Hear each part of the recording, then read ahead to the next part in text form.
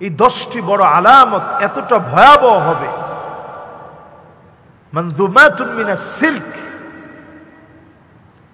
ঠিক আমরা আমাদের চারপাশে অনেক সময় দেখি যে মালাগুলো পরা হয়, পুতির মালা থেকে একটা দানা পড়ে গেলে একটার পর একটা যেইভাবে টাস টাস করে পড়তে থাকে দানাগুলো, ঠিক তেমনি কিয়ামতের বড় বড় 10টা আলামত একটার পর একটা আসতে থাকবে।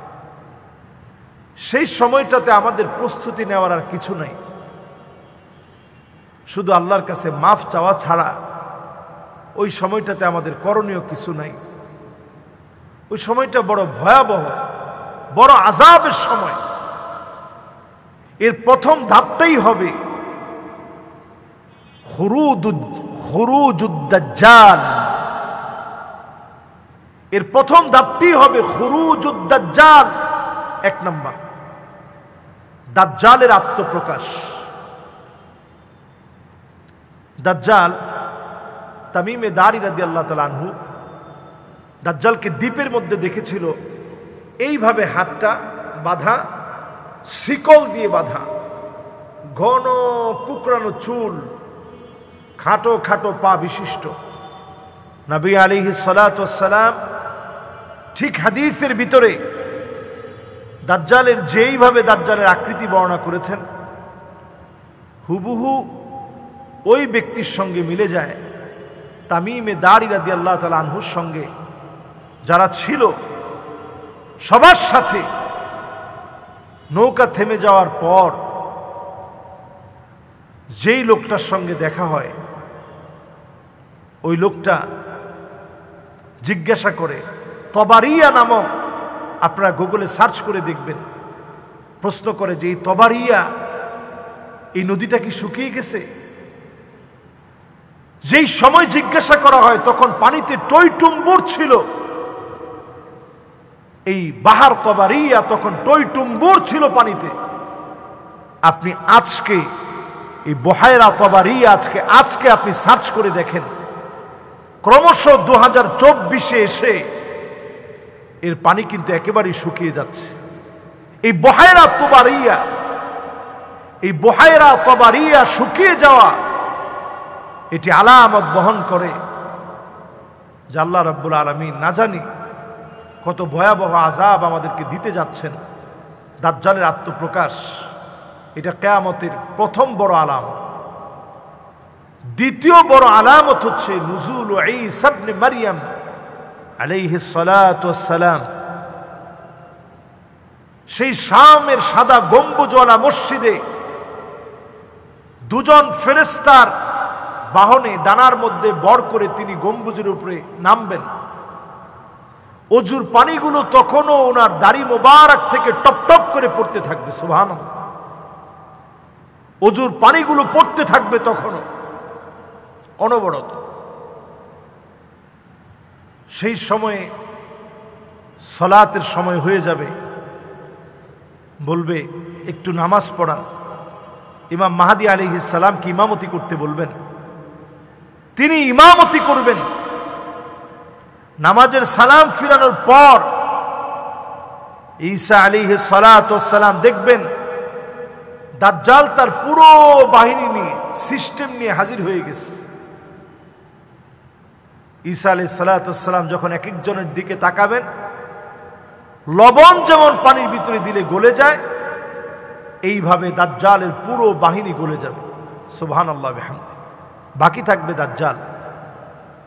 আজকের যেই জায়গা নিয়ে ইসরায়েল সবচেয়ে বড় চ্যালেঞ্জ নিয়ে যুদ্ধ করছে, এই জায়গাতে বাবুল লুদ, এখানে দাজ্জালকে হত্যা করা হবে। যেই জায়গাটা তারা অস্ত্রের গুদাম বানিয়ে রেখেছে, অনেকগুলো এয়ারপোর্ট তৈরি করেছে, এই জায়গা, এখানে হত্যা করা হবে। এই হচ্ছে দ্বিতীয় আলামত। তৃতীয় আলামত ইয়াজুজ ওয়া মাজুজ। ইয়াজুজ মাজুজ এরা বনি আদম, এরাও আদম সন্তান, যাদের কাজই হচ্ছে এই দুনিয়ার ভিতরে শুধু ফাসাদ সৃষ্টি করা। এই ইয়াজুজ মাজুজকে ধ্বংস করা হবে। তারা এসে যেই বুহাইরা তবারিয়ার কথা বললাম, এটার পানি খেয়ে শেষ করে ফেলবে, যতটুকুন পানি থাকবে খেয়ে শেষ করে ফেলবে, এবং আল্লাহর জাহান্নাম ভরপুর হবে। 1000 জনের ভিতরে মাত্র একজন জান্নাতে যাবে, 999 জন জাহান্নামে যাবে। সাহাবাই কেরাম এই কথা শুনি মন দুর্বল হয়ে গেছে। ইয়া রাসূলুল্লাহ, এত কম সংখ্যক লোক জান্নাতে যাবে? নবী আলাইহিস সালাতু ওয়াস সালাম শুনায় দিলেন, ওই যে 999 জন, এরা হচ্ছে ইয়াজুজ মাজুজ, আর একজন যে জান্নাতে যাবে সে হচ্ছে আমার উম্মত। সুবহানাল্লাহ ওয়া বিহামদিহি। সেই ইয়াজুজ মাজুজ তারা ধ্বংস হবে, আল্লাহ রাব্বুল আলামিন তাদেরকে আযাব দিবেন। একটা গুটিকা বসন্তের মতো হবে, এটাতেই তাদের মৃত্যু হবে। এটা হচ্ছে বড় আলামতের 3 নম্বর আলামত। এরপর 4 নম্বর আলামত খসফুন বিল মাশরিক, 5 নম্বর আলামত খসফুন বিল মাগরিব, 6 নম্বর আলামত খসফুন বিজাজিরাতিল আরব। এখানে 3টি আলামত একসঙ্গে বলি। বড় বড় 3টা ভূমিকম্প হবে, পূর্বে একটি, পশ্চিমে একটি। জাজিরাতুল আরব, পুরো আরব ভূখণ্ডের ভিতরে একটা ভূমিকম্প হবে। আরব ধরতে শুধু সৌদি আরব, মদিনা এটাই নয়, সৌদি আরব, মদিনা, কাতার, বাহরাইন, দুবাই, ওমান, কুয়েত সহ পুরো এই বেল্টে বড় ধরনের ভূমিকম্প হবে। যে ভূমিকম্পে কেঁপে উঠবে, এটা হচ্ছে বড় আলামত। এরপর বড় আলামতের ভিতরে নবী আলাইহিস সালাতু ওয়াস সালাম হাদিসের ভিতরে পরিষ্কার আমাদেরকে সতর্ক করে গেছেন, আদ-দুখান, আগুন বের হবে, আগুন বের হবে, আগুন। 8 নম্বরে নবীজি সাল্লাল্লাহু আলাইহি সাল্লাম বলেছেন, ওয়া তুলুউ শামস মিন মাগরিবিহা, সূর্য পূর্ব দিক থেকে উঠে পশ্চিম দিকে গিয়ে ডুবে। সূর্য যখন তার শিডিউলকে চেঞ্জ করে ফেলবে, পশ্চিম দিকে যেদিন সূর্য উঠে যাবে, মানুষ ওই দিন অনেকে আল্লাহর কাছে ক্ষমা চাইবে যে আল্লাহ আপনি মাফ করে দেন। ওই দিন কিন্তু আল্লাহ রাব্বুল আলামিন ক্ষমা করবেন না, মাফ করবেন না। ওই দিন কিন্তু আল্লাহ রাব্বুল আলামিন ক্ষমা করবে না, মাফ করবে না। প্রিয় ভাইয়েরা, আল্লাহ রাব্বুল আলামিনের কাছে ক্ষমা চান। 10টা আলামত, এগুলো বড় বড় আলামত। এরপর নবী আলাইহিস সালাতু ওয়াস সালাম বলছেন 9 নম্বর, ওয়াদাব্বাহ, এমন এক প্রাণী আসবে যে কথা বলবে, মুনাফিকদেরকে চিহ্নিত করে বলে দিবে তুই মুনাফিক। সেদিন বাঁচার উপায় নেই। 10 নম্বর, ওয়ান্নার আল্লাতী তাসুকুন নাস ইলা মাহশারিহিম, একটা আগুন বের হবে যেটা আমাদেরকে শামের দিকে নিয়ে যাবে।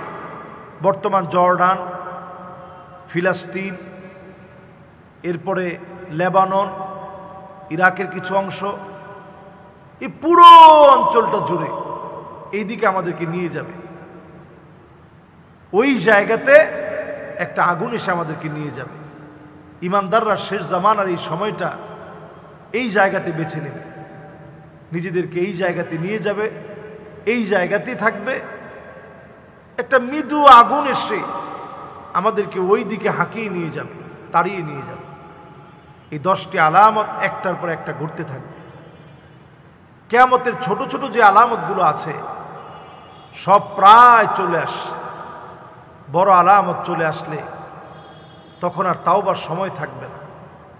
এখনই সময়, আল্লাহর কাছে আসুন আমরা তাওবা করি, ফিরে আসি দ্বীনের দিকে। আসসালামু আলাইকুম ওয়া রাহমাতুল্লাহি ওয়া বারাকাতুহু।